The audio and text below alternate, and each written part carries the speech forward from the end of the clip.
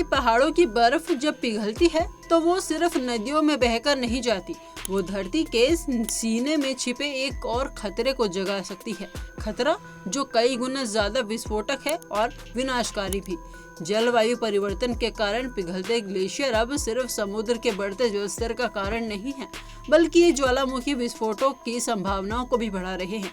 प्राग में आयोजित Goldsmith conference में एक चौंकाने वाली रिपोर्ट पेश की गई, जिसमें वैज्ञानिकों ने चेतावनी दी है कि ग्लेशियरों के नीचे या पास मौजूद ज्वालामुखी अब ज्यादा सक्रिय और विस्फोटक हो सकते हैं।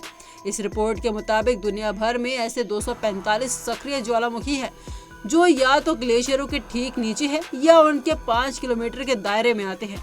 इनमें शामिल है अंटार्कटिका, रूस, न्यूजीलैंड और उत्तरी अमेरिका जैसे क्षेत्र। शोधकर्ताओं ने दक्षिणी चिली के 6 प्रमुख ज्वालामुखियों का अध्ययन किया, खासतौर से मोचे ज्वालामुखी पर।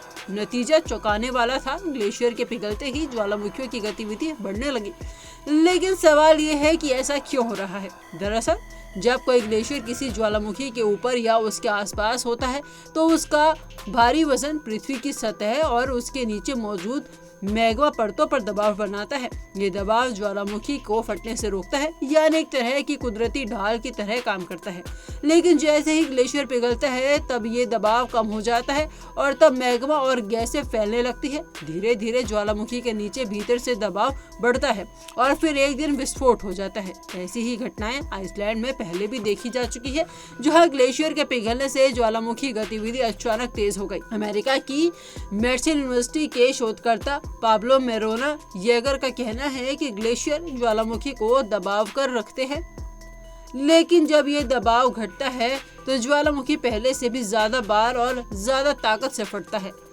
इसका मतलब ये है कि अगर ग्लोबल वार्मिंग इसी तरह बढ़ती रही तो सिर्फ समुद्र किनारे बसे शहर ही नहीं, बल्कि वो इलाके भी खतरे में होंगे जहां ज्वालामुखी और ग्लेशियर साथ साथ मौजूद है।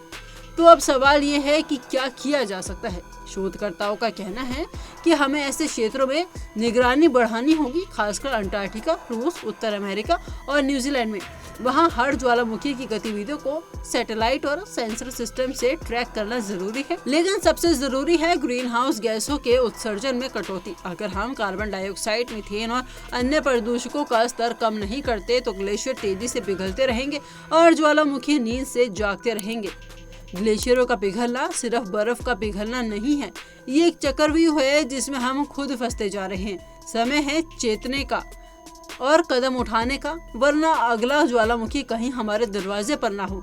ग्लोबल वार्मिंग का ताप अब धरती की आग को भी भड़का रहा है।